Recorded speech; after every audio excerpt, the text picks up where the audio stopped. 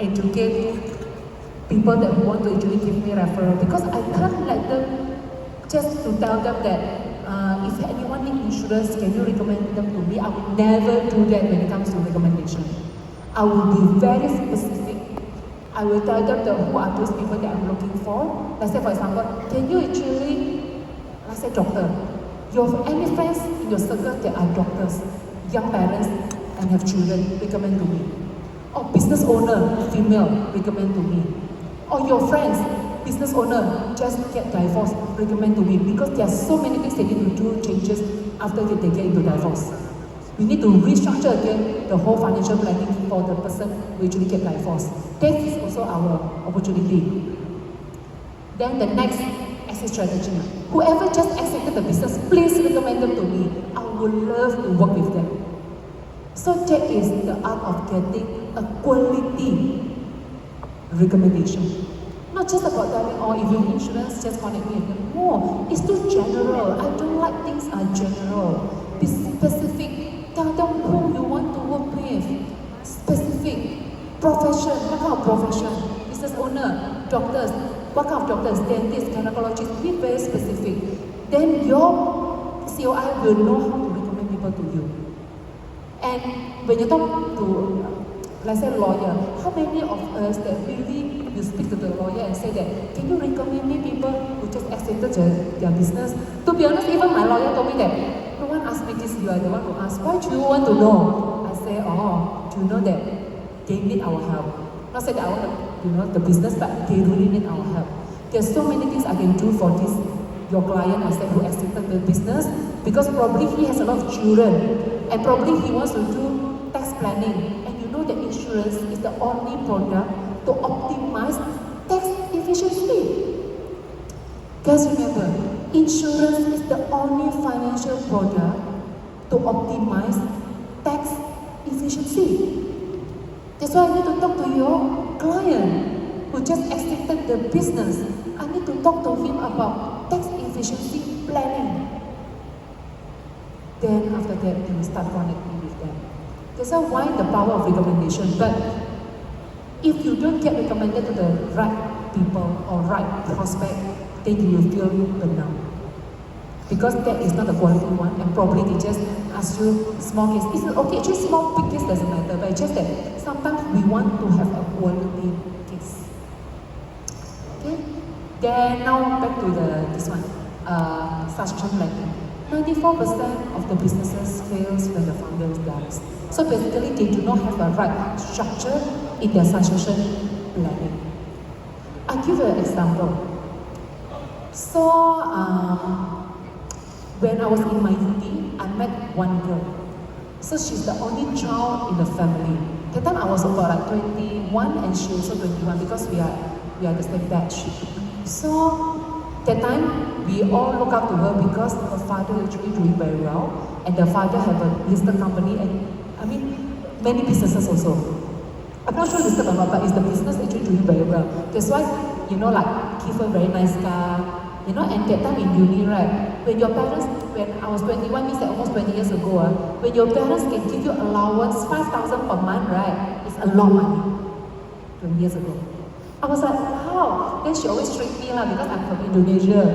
Then she's Malaysian. She said, come, I treat you this is my country, I treat you. Then I said that, so you have so much money? Yeah, apart from the credit card, my father gave me 5,000, to spend. So I was like, I always look up to her and said, wow, you're living a very good life. And she's the only child in the family. And the father running a very, very successful business. Then, recently I bumped into her in 2023. So how many years? Like, almost close to 20 years, I have not seen her. Then I bumped into her in one of a birthday event.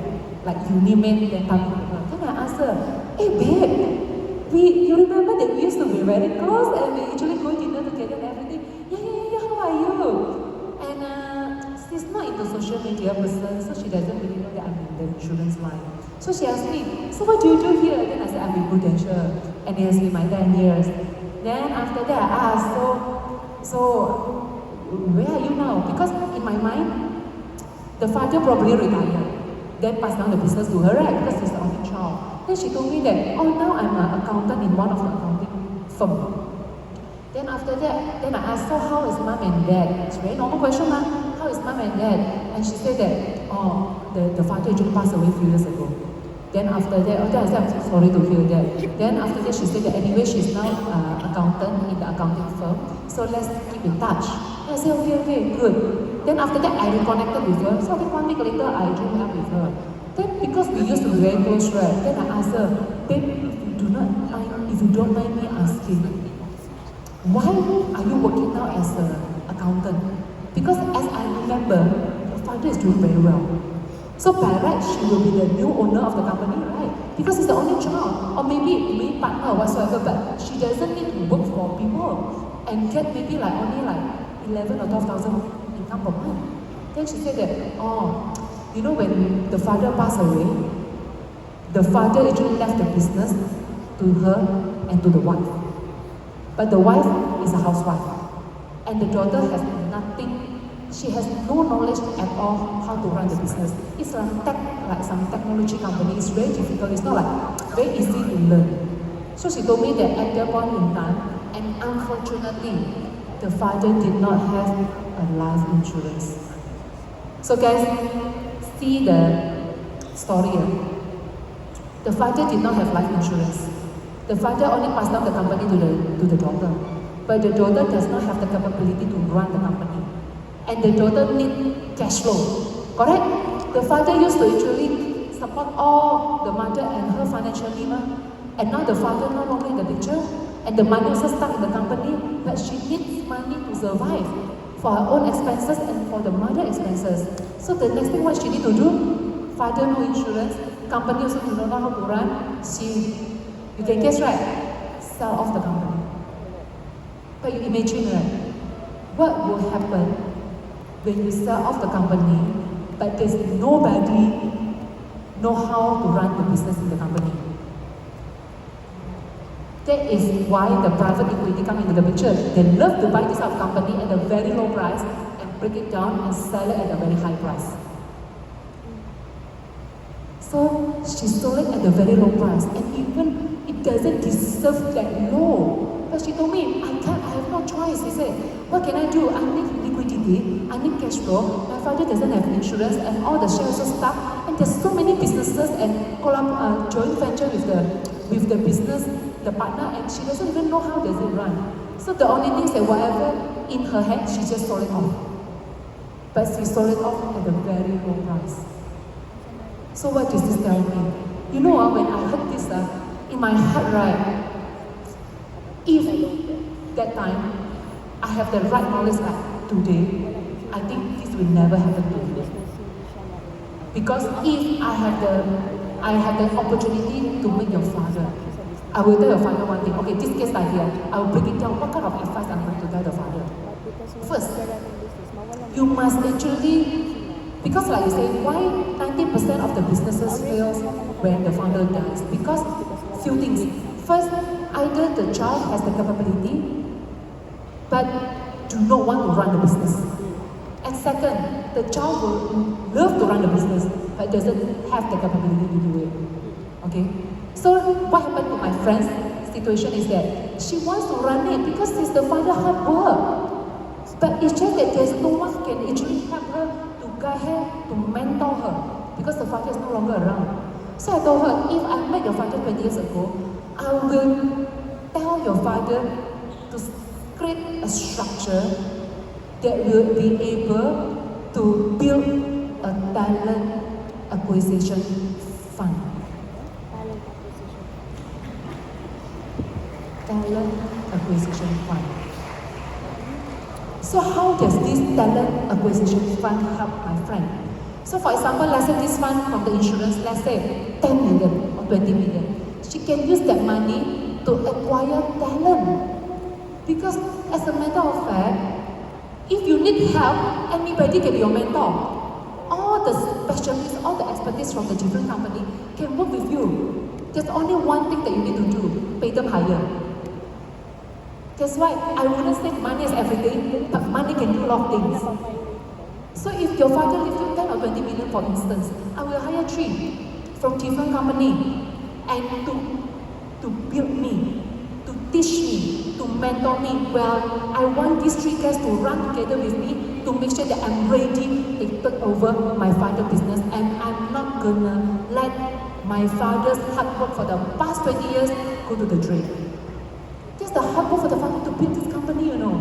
And because of misplanning, no awareness about proper succession planning, and just decided to sell it at such a low price.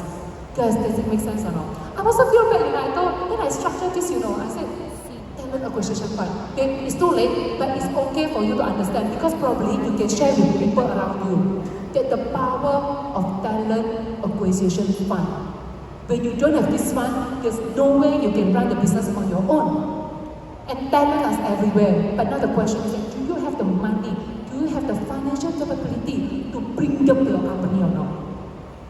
So how many of us have created a talent acquisition fund for our client? Many or not many? So that is the opportunity for us. So guys, did I talk about insurance for the whole conversation to my girlfriend? No. I'm actually telling you that you need this fund. Because when you don't have this fund, your succession planning is going to the drain. Because then, after this, she said that, babe, okay, don't say that you can go back to 20 years ago. Why back then nobody actually told my father this? I have no idea. I didn't have no idea. Probably maybe people don't expose to proper succession planning. But the importance of building or creating a talent acquisition fund, it will change the future of the next generations. It will change how the hard work of the parents, it will not go to the waste. Because we appreciate the company that the parents built, and we want to make sure that that legacy lasts forever. That is also part of the legacy planning. So there's so many things we can do. Guys, back to the question again. Our profession is the only profession that makes sure the legacy can last for multiple generations.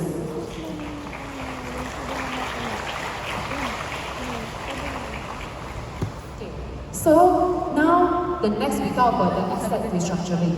I think there's a lot of people, you know, will tell you one thing. I don't want to put so much money in insurance, I already have. How many? A lot, right? How many of your prospects will tell you that I don't want to put so much money in insurance, you know, I already put enough already, I don't think I need to put more, you know, that kind of things.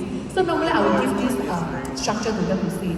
Cash, fixed deposit, equity, bonds, real estate, and commodities. Because this is something that we also learned from Sanjay. Sanjay always mentioned that there's a 5 types of asset class. So actually I use this to actually explain the asset restructuring: cash, equity, bonds, real estate, and commodities. So I tell my client, you talk about asset class. Every asset class actually gives you different kind of impact or return. Like for example, cash FD gives you liquidity. Equity, the ownership of the business. Bond, fixed amount of the cash flow and the fixed date. Real estate, yes, rental income, also capital appreciation. And commodity is value the things that are bought and sold. But one thing about real estate, right? I mean, we also as an advisor very creative. We always like to tell people that instead of having or owning a property, physical property, why not we start actually doing e-property? It's like using our annuity or our traditional product that actually will give you guarantee of income. Because I think property, if you actually come to our realization, right? Property, it will become liability over the years. Do you realize that? I also experienced this, you know, like the property, even at the very prime area, after a few years, right, the appreciation is still very little. And you're talking about the rental. If you compare to the rental in the e-property, like in our annuity plan or in our guaranteed income plan, it's even better. Because the value to increase on the property is very, very difficult. Then, after that, I will explain the last asset class, which is insurance. So why insurance will be very important, then I will actually help them to understand about the source of the cash flow when you lose your ability to earn due to death, disability, and critical illness. So if you put your money in the equity, right, you still need to liquidate your share to pay for expenses.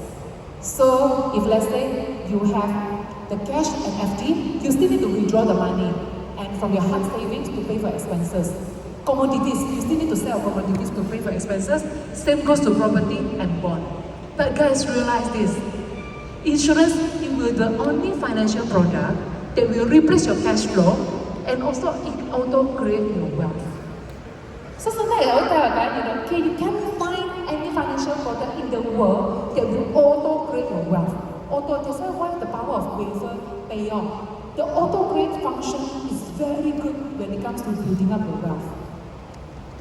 Okay, so before I move to the next slide, I also want to talk about the wealth preservation. This is a very interesting case study also that I have with my client. So my client told me this thing, I'm not sure whether you have done this before or not. How people do wealth preservation? Okay, use the insurance, right? I mean, one of the very, powerful way to do it. So my client told me that, I just give an example of my client. So I said that, Mr. Client, I want to tell you one thing, because I announced that all the family, because the grandfather have one fundamental value in terms of education. All the children, right, must go to the boarding school. And Malaysian boarding school, right, in Johor is not cheap here. It's about one year they go up to 200,000. 1 year. And they have a lot of grandchildren. You just imagine, if this family send one of the grandchildren to the boarding school, 200,000, maybe over the years, to just raising a one child or one grandchildren, it will cost about like 5 million or more than that. Let's say like, assuming 6 to 7 million for one grandchild.